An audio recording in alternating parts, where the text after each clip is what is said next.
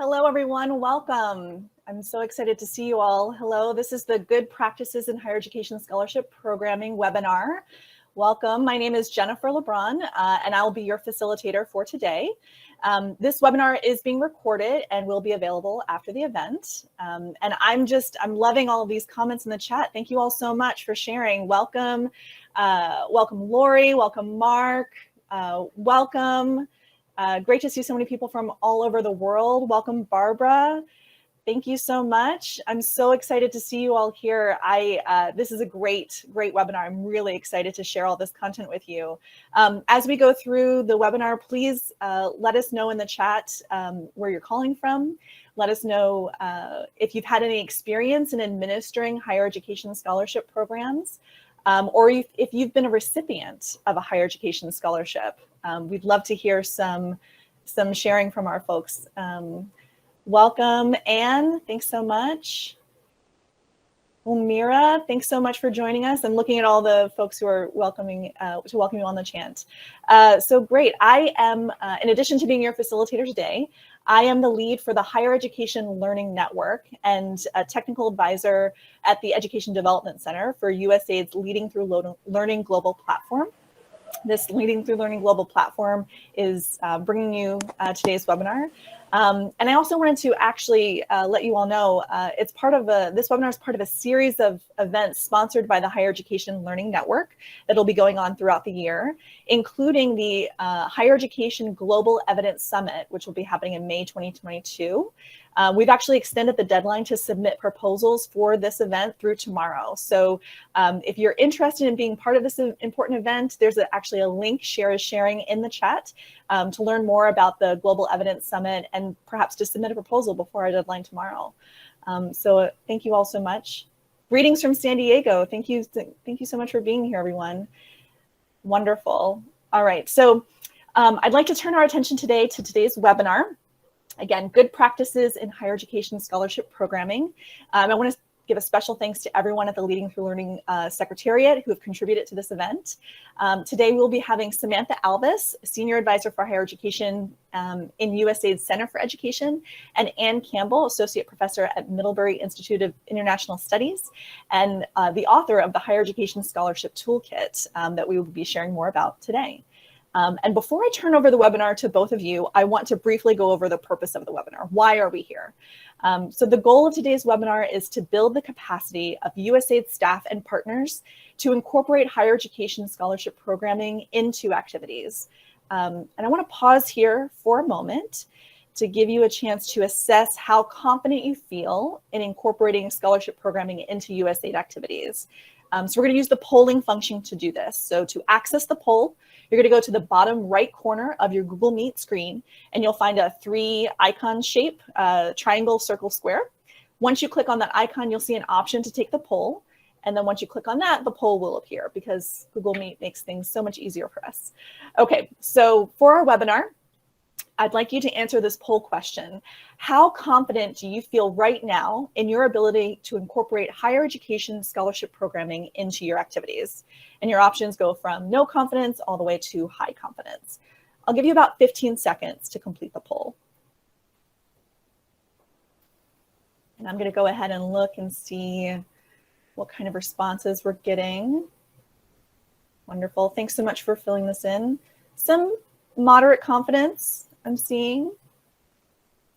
That's great. Some minimal confidence too, some 2s and 3s. Okay. Well, hopefully at the end of this, you'll have some more confidence in your ability to incorporate higher education scholarship programming. Wonderful. Oh, okay, a couple people have a 4. All right, wonderful. Okay, I'll go ahead and let's have Shira, our wonderful behind the scenes person, close the poll now. Thanks so much. So we will return to the same self-assessment option at the end of the webinar to see if there's been any change. So to understand, now that we have a sort of a better sense of your confidence levels, I want to talk today about how we're going to meet this goal. So our webinar has 3 objectives, as you can see on the screen. 1, to explain how scholarships can be tools for reaching development outcomes within and beyond the education sector. And I'm also hoping that you can consider how to design scholarship programming with students as partners. And then finally, to identify 3 common misconceptions about higher education and scholarship programming at USAID, our fun myth-busting section at the end of today's webinar. Okay, so with all of that, we know a little bit about how confident we're feeling. We understand the objectives. Let's go ahead and get started. I do want to remind you all that if at any time you have a question, please feel free to post it in the chat. We'll be answering questions in the chat and then hopefully at the end with our Q&A. And then finally, it's my pleasure to turn this over to Dr. Ann Campbell, who is the lead author, as I said, of the Scholarship Toolkit, who will begin today's webinar by talking about how scholarships can be tools for achieving development outcomes within and beyond the education sector. Ann? Thanks so much, Jennifer, and good morning, good afternoon, and good evening to everyone. It's really nice to see you and some friendly faces. So nice to see you and thank you for being here. It's my pleasure to speak today about higher education scholarships.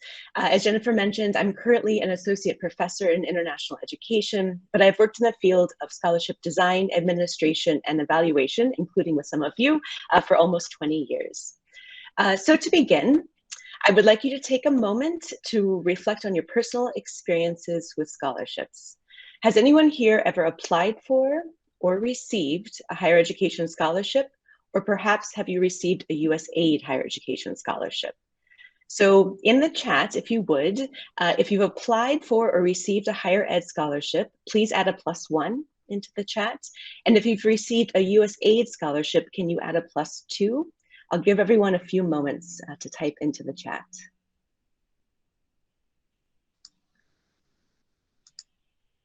Wow, a lot of experience. Great. Quite a few +1s. Okay, thanks so much. It's wonderful to see how many of you have benefited from a higher education scholarship. So I'm going to begin by defining scholarships.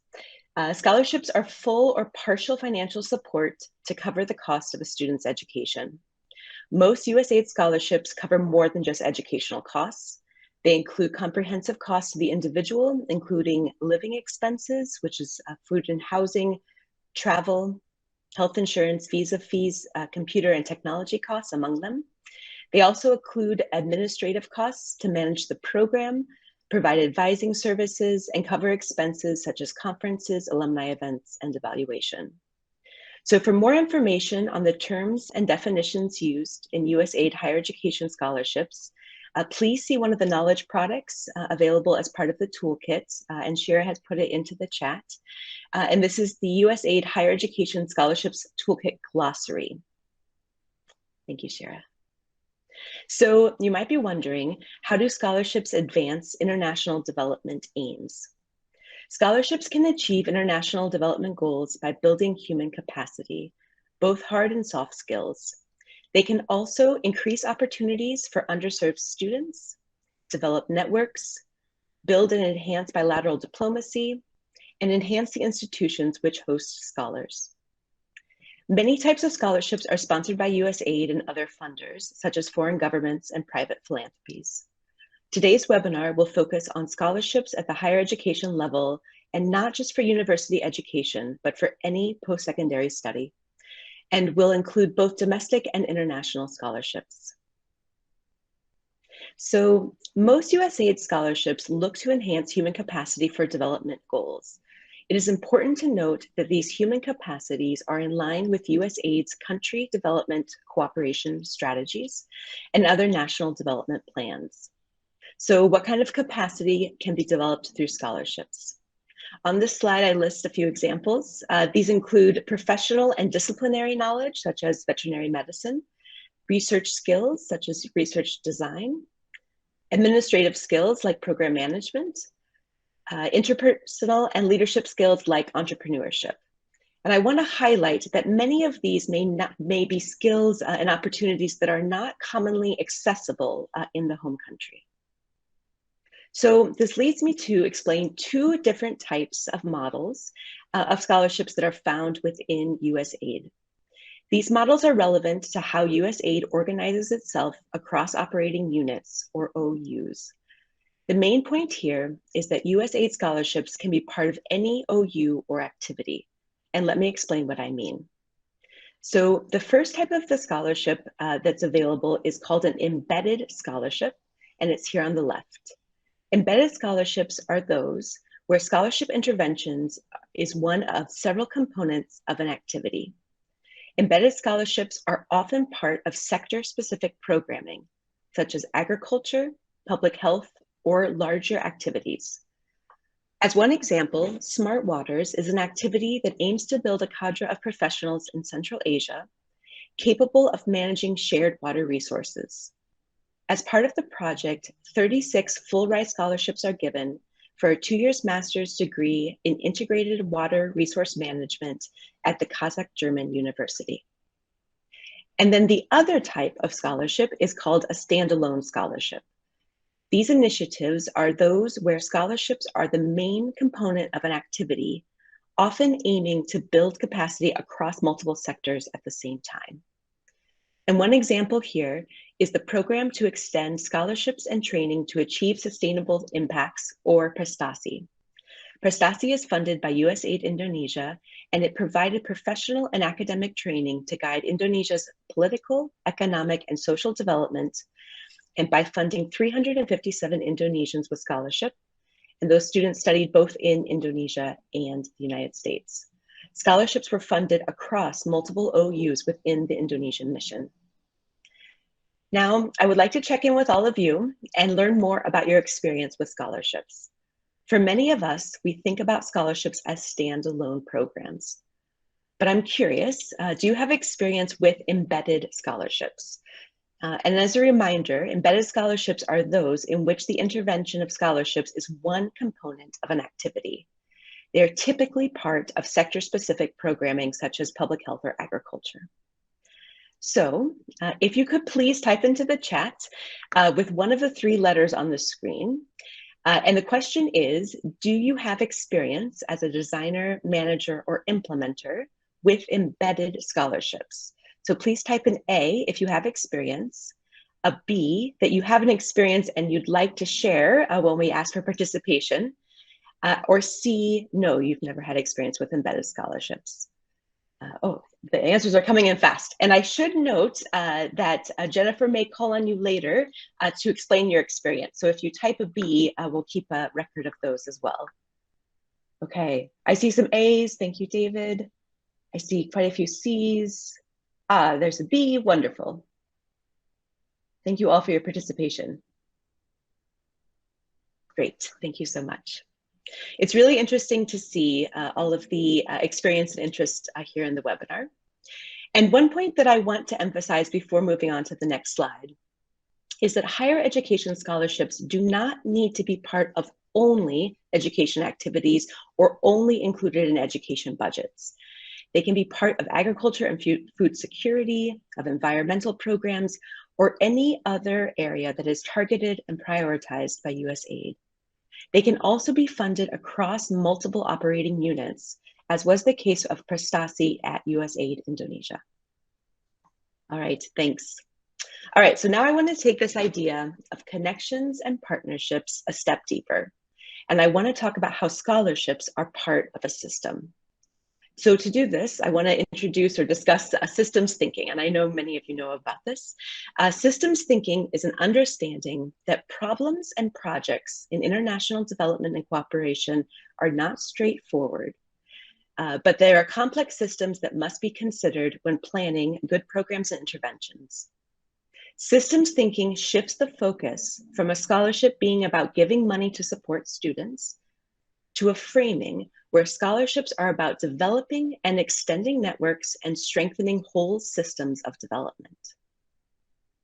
So systems thinkers take an approach to identify complex problems by seeing the relationships and interconnectedness among various parts, actors, challenges, and policies. In systems thinking, you start by considering all the aspects of an issue and how these larger systems influence the activity as a collective. So for a scholarship activity, you would consider the students you want to recruit and the higher education institutions they would attend, but you'd also consider the employment opportunities after their graduation, among many other factors. Systems thinking also aligns with USAID's focus on local networks for development, understanding that many relationships already exist and that scholarships can be stronger when they capitalize on those networks.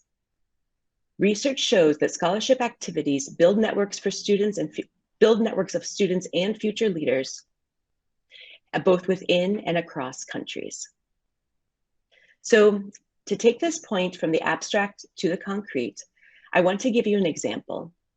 Dura received her undergraduate degree in business administration with a scholarship from USAID. With her training, she went on to start a small enterprise in eco-clothing distribution with another USAID alumna.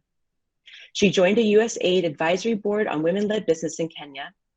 She currently mentors scholarship holders, including providing internship placements, and she just hired a USAID scholarship alumnus in her company. She is taking her knowledge and experience to start a youth entrepreneurship training program in her home village.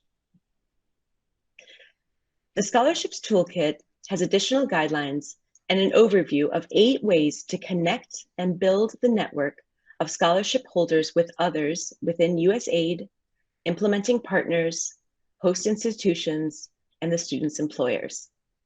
Please consider reading about these options in the Good Practice for Scholarships Embedded in Larger USAID Activity, and the link has just been shared by Shira in the chat. Thank you, Shira. Okay, so in case you're not convinced, I want to close with 2 benefits for using design thinking in scholarship programs. First, some scholarship students might already have very strong networks in the field of public health, for example, yet they do not have the pre-qualifications needed to be accepted at a higher education institution. So providing quality pre-academic training can improve their score on an English language test and therefore remove a barrier to the scholarship. This programming allows them to access the scholarship and earn the higher degree, and all of this can lead to a leadership role in their home country and to a broader, stronger network for development. And then the second example, to be more successful in terms of aligning scholarship students' credentials with employment opportunities, systems thinking can be applied to better understand the current and future employment landscape of a country. This includes thinking about industry and sector trends, but also considering social and cultural norms, especially for women and marginalized populations. It may also mean starting a mentoring or internship component during the scholarship as part of extracurricular programming. So there are many things to consider when planning a scholarship, and systems thinking can be very helpful, a very helpful framework for getting on the right track. And now I'll turn it over to Jennifer to take the conversation further. Thank you. Thanks so much, Anne. I just loved that great overview of embedded scholarship programming and how to use systems thinking with scholarships to achieve development objectives. It was great. Thank you so much. I'd like to pause now and reflect on how you might be thinking about incorporating scholarships into your programming. So I'd like to pose this question to you that you see on the screen. Can you give an example of an activity that you are planning or that you previously completed that could benefit from an embedded scholarship? And we did ask earlier if some of you had experiences with embedded scholarships that you'd like to share. And I may call on those folks in just a second, but I want to give everybody a chance to think about this. You can respond in the chat. You can type your responses in the chat, or I would love to hear some voices. So if you could raise your hand with the little hand icon at the bottom of your screen, and feel free to share your responses out with each other. I'll give you a couple of moments. And if I could maybe call on Veronica or Sherjan Amzadeh to share out their experiences with embedded scholarships. I'll give everybody a moment.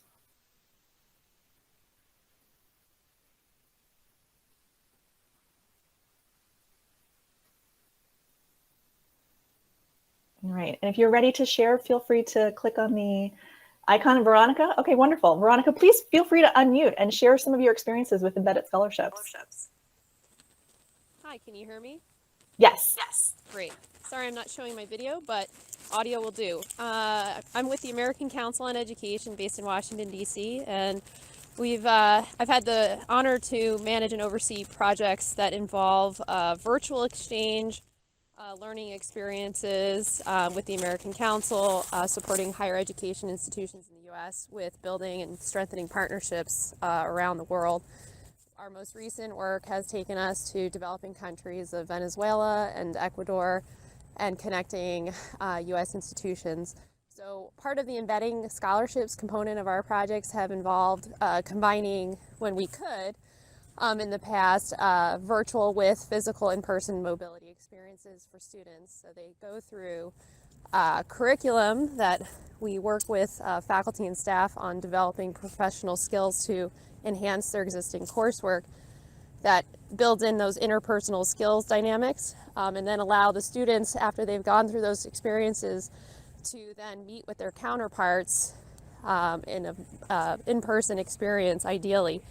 And also partake in workforce development, skill building, as you mentioned, like internships being developed as part of that in-person experience, whether it's for a 2-week duration. Usually it's short term for these types of programs. So it's been very high impact. So yeah, happy to share. Thanks so much for sharing, Veronica. That's wonderful. It's great to see that. Oh, if you wouldn't mind muting. Thanks. I could hear myself again. It was wonderful to see how you're taking each of these components of the system and putting them into the scholarship, virtual learning, internships, all of these things to help strengthen the whole system. That's wonderful to hear. I see a hand. Martha, would you mind going next?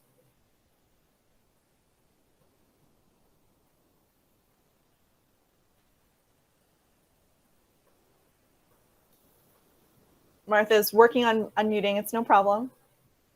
At the microphone icon at the bottom. Sorry, I was looking at the microphone that's in my little screen, not the big one. Anyway, sorry about that. Thank you. No problem. Thanks for letting me have. I have kind of two examples, and one which was in fact funded by USAID, and that happened a while back. It was a partnership between USAID and Amit East and the Open Society Foundations for faculty development in Palestine and Palestinian territories. And the interesting part about it was really geared towards improving or innovating and advancing pedagogy in that part of the world. And it was sort of broken out into creating centers for teaching excellence at a handful of Palestinian universities. But the scholarships part of it, which is what OSF took on, was both short-term faculty stays at US institutions with mentors, et cetera, and as well, thinking to the future a little bit more, a handful, I think maybe 30 overall, of doctoral scholarships, so that one could be hopefully simultaneously working in the moment as well as anticipating future moments. So that kind of embeddedness, I think, worked very well in that one, worked very well in something that OSF did without AID funding, but with African law schools, and a combination of working with improving legal curriculum so that it mainstreamed issues related to disability rights. And so again, working with faculty at those institutions, and again, the smaller slice of the pie being the scholarships for LLMs in disability rights for targeted constituencies in Africa in particular. Wonderful. So anyway, great. That's, Embedded works great. Yes, excellent. So, I mean, we're hearing, I just wanted to emphasize, we're hearing from Martha, in addition to all those great examples, scholarships are not just for undergraduate degrees, they can be for doctoral studies. So she was talking about a doctoral program, the scholarship that was embedded into a much larger activity that included lots of things: faculty training, professional development for teachers, lots of things, as well as doctoral scholarships. So that embedded piece of it can enhance and amplify development outcomes and goals. We're hearing so many different development objectives, right? These scholarship programmings where students are able to earn some kind of certification, degree, through an activity that incorporates lots of other things: curriculum training, development of new curriculums, new academic programs, short-term trainings, and things like that. Scholarships can be a really important piece of those activities. And that's the wonderful part of having an embedded scholarship as part of these. Yes. I'm sorry, Shoshana, I do have to move on. We do have a whole nother part of the webinar that I'd like to get to. If you could put your comment or question in the chat, I'm going to try to get to it at the end. Okay. Thanks so much. So again, thank you all so much for sharing your experiences and your voices. It's lovely to connect with you all across space to hear your experiences. And as I said, we do have another part of the webinar coming up, so I'm going to hand it back over to Anne, who's going to discuss how we can design scholarships in partnership with our students. Anne? Thank you. It's so exciting to see all the chats and familiar names and examples. So thank you for sharing with us. The second part is focusing on designing scholarships with students as partners. And again, I'll be asking for your participation, so keep your fingers ready. When managing and implementing scholarship activities, we often think about all of the administrative tasks, don't we? We think about preparing for the announcement, selecting the candidates, arranging placement, and transferring the fees. However, today, I want to make the case for putting students at the center of your scholarship planning and activity. And this presentation aligns with the knowledge product, which is on your screen here and which Shara will put into the chat, called Stages of Implementing a USAID Scholarship Activity, Placing Students at the Center. So as part of, thank you, as part of the webinar, I want to note that most scholarship activities designed to reach development aims, the real impact comes after the education is finished and the graduates can apply their knowledge to the development of their countries. In other words, scholarship alumni become or continue to be key actors in development and are at the center of the scholarship's activity and long-term impact and success. Therefore, we should think about the student's experience in every step of the program administration. After all, many scholarship beneficiaries conduct research on development in their countries as part of their scholarship, and they go on to work for international development goals. They are partners in development. So to do this, I want to highlight 6 stages of a scholarship activity and then show how students can be placed at the center for each stage. From left to right and top to bottom, the stages of a scholarship are as follows. First, planning and partnerships, then student recruitment and selection, then orientation and pre-academic training. After this is the academic experience, of course, and then graduation and transition support, and finally, alumni engagement. As you can see, the first 3 stages all occur before the student actually begins their studies. The studies themselves, the time they are enrolled in an academic institution is the first blue chevron, and this is the academic experience. And then after this, the last 2 stages, graduation and transition support and alumni engagement, happen after the academic experience. Despite this image, I do want to note that the stages are not always discrete. One stage doesn't end before the next begins. So for example, students may be planning their post-graduation experience and be looking for employment during their studies. However, thinking of planning for and aligning these steps can lead to successful programming, and they also are very helpful when considering a full activity timeline and budget. So I'm going to go through each stage, and I'm going to actually start with the first 2 stages together. In each of these stages, I'll give a few pointers on implementation, but please do look for further details in the full knowledge product. The first stage is when you're beginning to plan for the scholarship and seek out diverse perspectives and partnerships to design and set up the program for success. It can take up to a year to plan. During this phase, the primary activities are completed by the implementation team, and scholarship holders don't have an active role at this stage. Yet, asking and inviting alumni of other scholarship programs for input is a great way to gather more diverse perspectives.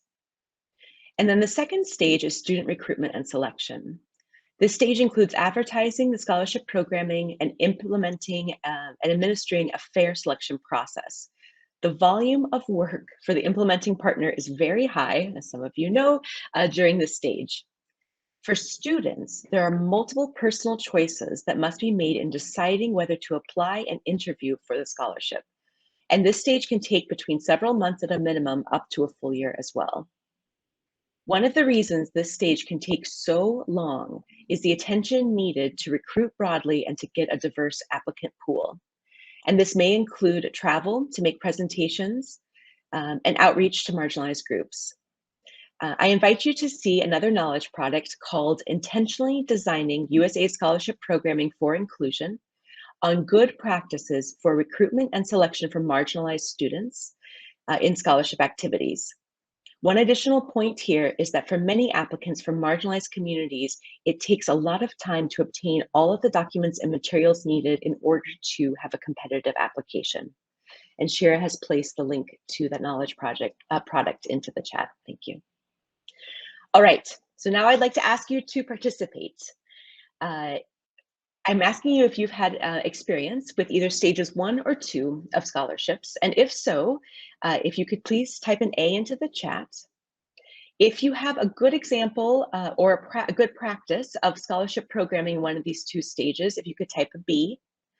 And if this is a new stage for you or you've never participated or led programming, please type a C.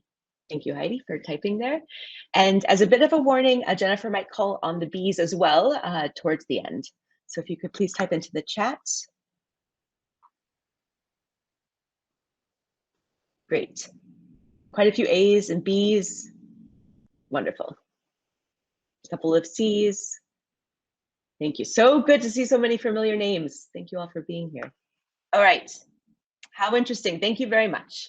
So now we'll move on to the 3rd stage. The 3rd stage is orientation and pre-academic training. And this stage begins once scholarship finalists are selected, but before they begin their academic studies at their host institutions. During stage 3, implementers focus on preparing students to be successful in their academic program. At this stage, students are often concerned with more immediate issues, such as where to live or whether they can bring dependents on their scholarship.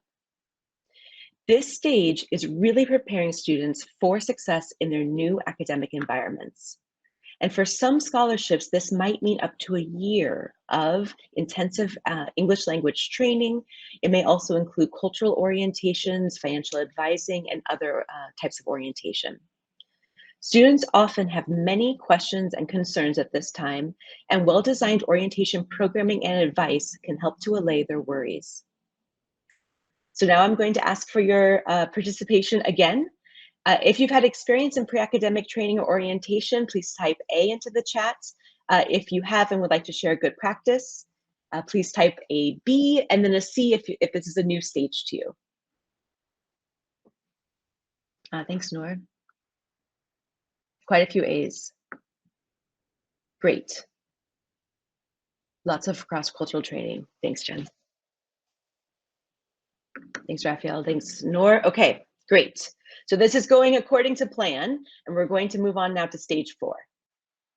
This is the one that most people think of, the 4th stage, which is the academic experience.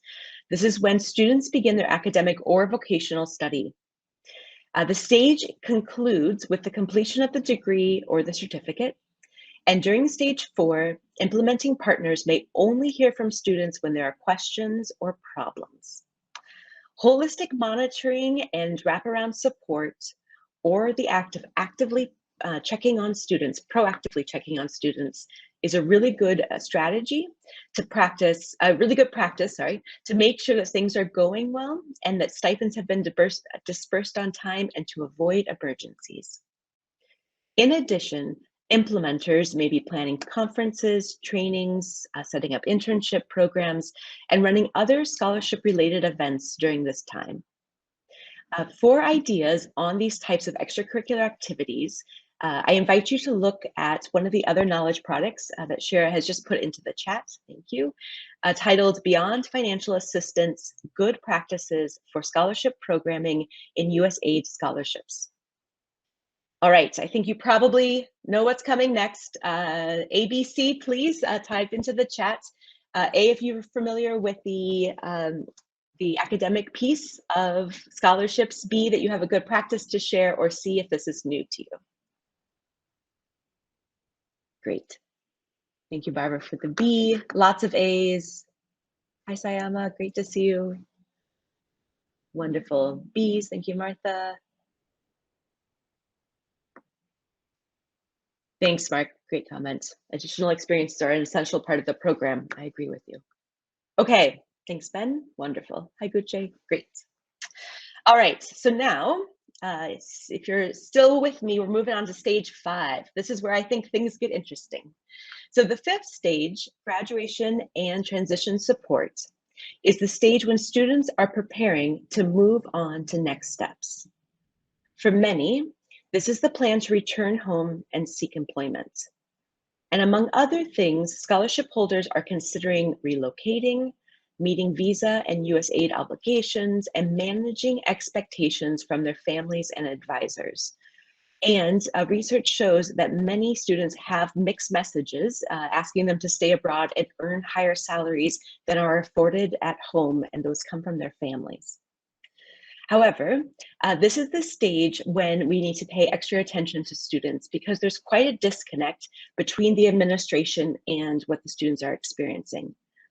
Students are thinking about next steps and a broader horizon, while many administrators, myself included, are often preparing to close a program. Here's a good opportunity to connect students with others in the USAID mission, scholarship alumni, and other partners, especially for embedded scholarships.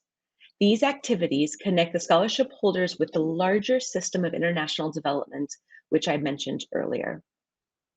So what about stage 5? How many of you have participated in or worked with programming to support scholarship holders as they prepare to graduate and transition home, including providing support for employment? If you could type into the chat. Some A's, a few more C's. Okay. Okay. Thank you, Raphael. B. Okay, so I'm seeing more C's at this stage, and that's not particularly surprising. This is one area that's commonly overlooked in scholarship programs, yet it is vital for student well-being and success. All right, so now we're on to the final stage, or stage 6. Alumni engagement can last a lifetime. For some scholarships, students join the alumni group immediately after they are selected, and for others, it comes at the end of their programming and lasts for that lifetime, as I mentioned. Research shows that alumni often benefit from the support of USAID or from other sponsors to organize themselves into an alumni association. Therefore, while most of the work in stage 6 is done by the alumni themselves, USAID and the implementing partners can be an important aspect in spurring and ensuring the success of alumni engagement. I invite you to see another knowledge project titled Engaging Alumni from USAID Higher Education Scholarship Programming for more information on working with and engaging alumni to advance higher ed scholarship programming goals. And Shira has provided the link to that knowledge product in the chat. Thank you, Shira.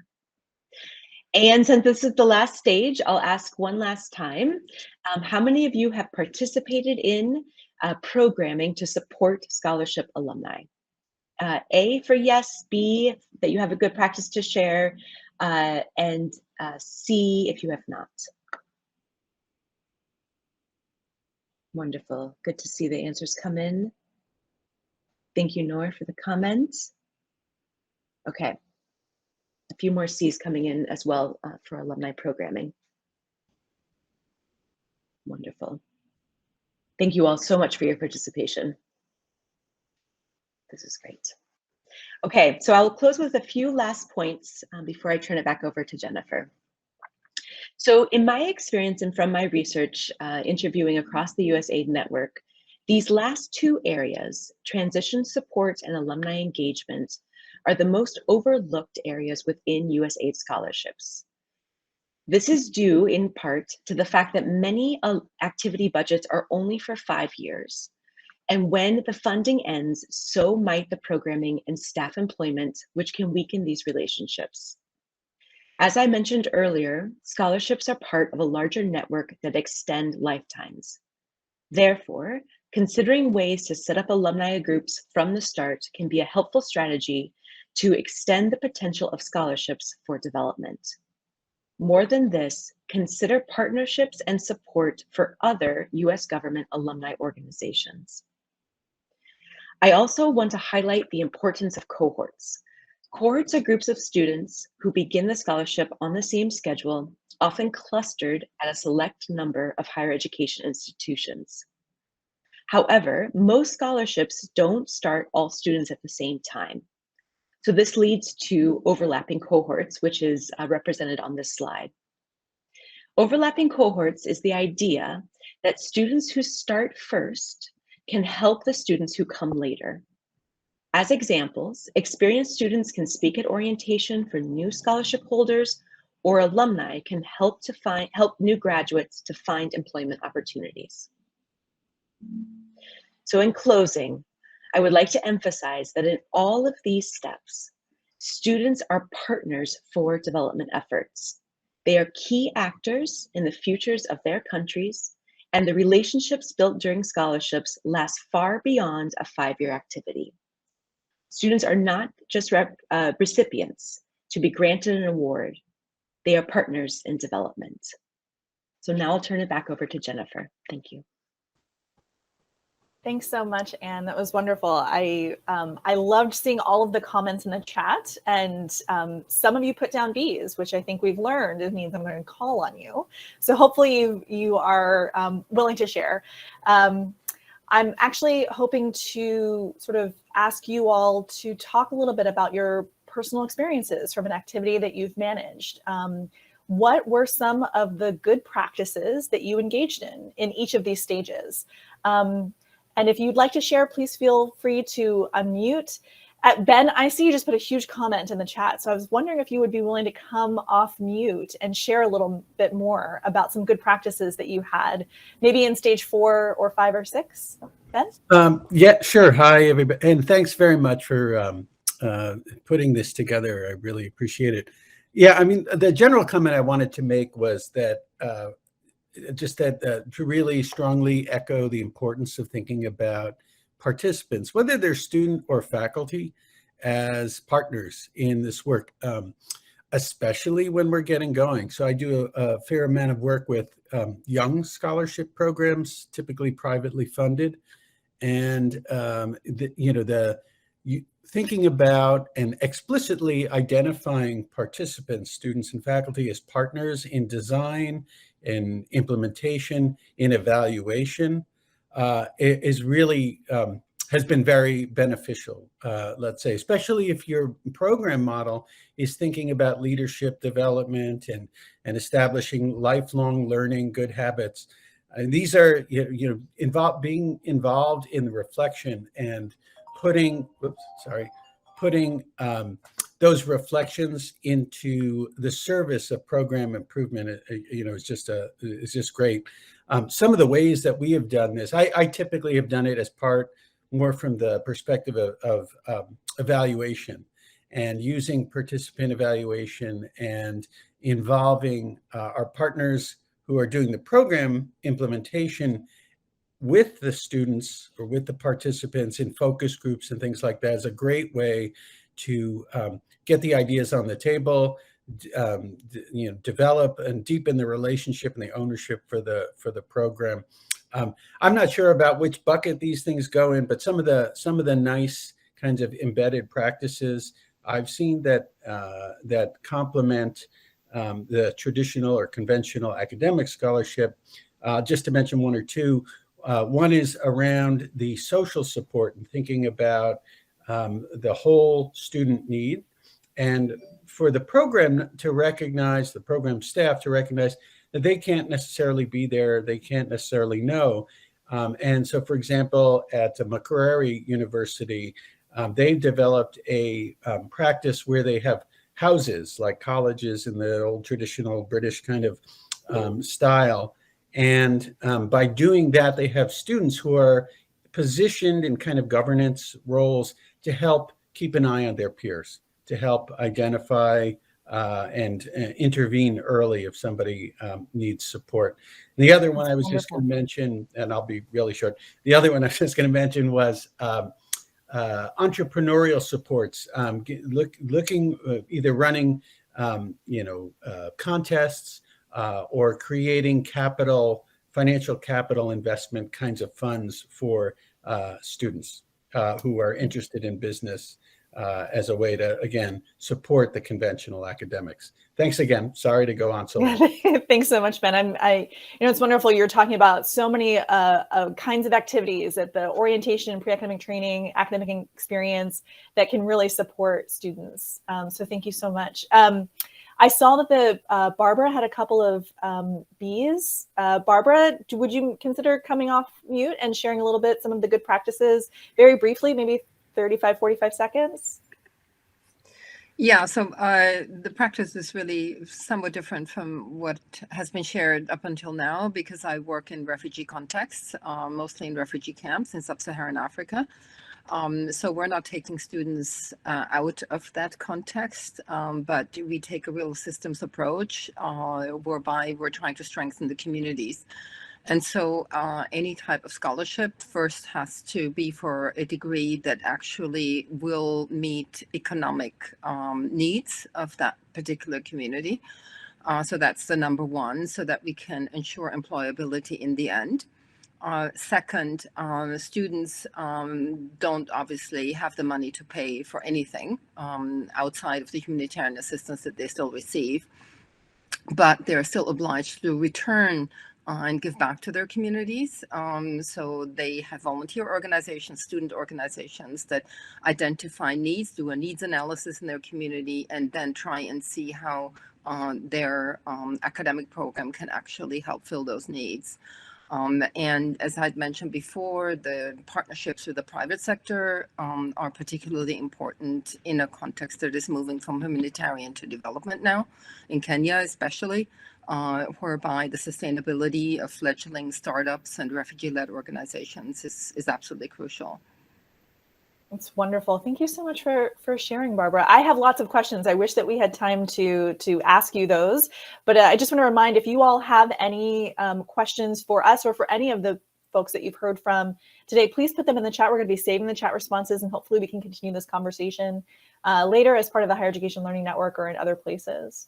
Unfortunately, I don't have time for questions right now, because I would like to finish out our webinar with one more piece.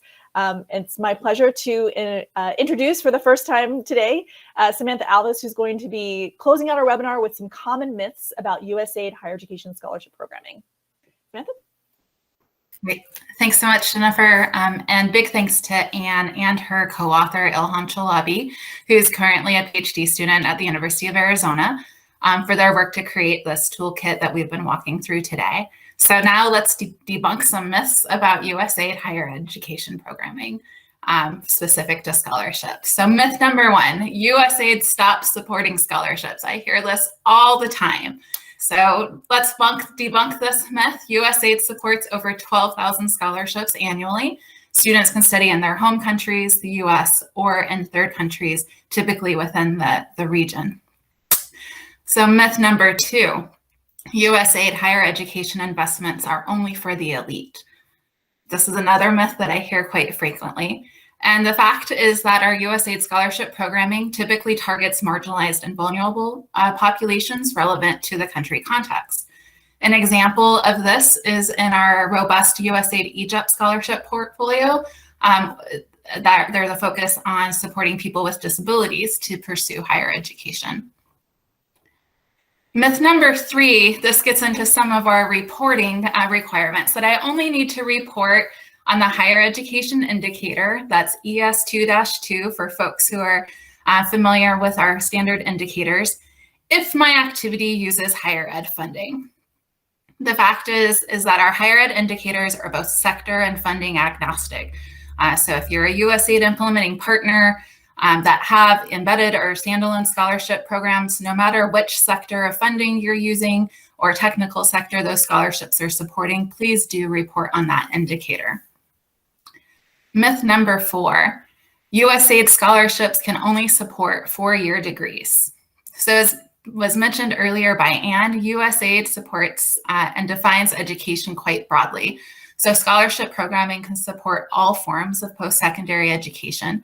This includes diplomas, or associate degree type of equivalents, bachelor, master's, and even PhD and postdoc opportunities. Scholarships can support both long-term degree training and short-term certification. Usually programs that last for the short term in that a 6 to 8 week or even slightly longer, but may not lead to a full degree. And you can check out the performance indicator reference sheet or the peers for ES2-2 for more definitions on what can be supported under USAID Higher Ed Scholarship Programming. And finally, myth number 5, USAID scholarships can only be used to send people to the United States. Doesn't that lead to brain drain? If we think about our USAID Higher Ed programming more widely, we've had a lot of focus on improving the quality of higher education in our partner countries. And so that in turn has led for USAID scholarship assistants to more frequently support study in the participant's country or residence or within the region, helping to create local ties and connections to help reduce brain drain. So I hope that today's session has helped to debunk these myths about USAID higher education scholarship programming, and that the toolkit will be a helpful resource as you design and implement scholarship programming moving forward. Jen, back to you. Thanks, Samantha. So we have just a few minutes before we close out this webinar, and I'd really like to take a moment for some self-reflection and to ask you all to think back to our original objective for the webinar and take a moment to think about this, to build capacity of USAID staff and partners to incorporate higher education scholarship programming into activities. Tell me now, having sat through this webinar, how confident are you in this? And we're going to do this again, just like we did in the beginning with the polling function, by choosing the triangle, square, circle icon at the bottom. If you could please fill this out. We actually do have some time for Q&A after this, so if you want to stay on and ask a question, that would be great. Appreciate it if you could put your responses into the poll by using the triangle, square, circle icon at the bottom and clicking on the poll feature. And then once we, oh wait, let me see, let me look at the responses. Yes, I'm seeing more high level of confidence. That's great. High levels of more moderate confidence levels and high levels of confidence. I'm so pleased that you all have had an opportunity to get more out of this experience from participating in this webinar. And then I'm going to have Shira go ahead and close the poll. I want to close out by, first of all, thank you so much to Ann Campbell and Samantha Alvis for sharing your insights in scholarship programming. And I do want to invite you all to continue to participate in the Higher Education Learning Network. You can join the Higher Education Learning Network, where we're going to put a link in the chat if you haven't already joined our listserv, to find out more about events and other upcoming sessions that we'll be having in the new year, including the Higher Education Evidence Summit coming in May. And then you can also feel free to forward this link. We will be sending out a recording for the webinar after today. You can feel free to forward that on to your colleagues and share in your LinkedIn profile to share more information about USAID scholarship programming. And as always, the USAID Scholarship Programming Toolkit is available on the EduLinks website, so please feel free to check out more resources that are available there. And with that, we do have maybe a couple more seconds if there are any last minute questions. Feel free to put them in the chat or come off mute. I want to thank you all so much for being here today. It was wonderful, and hopefully we can connect again soon. Thanks so much.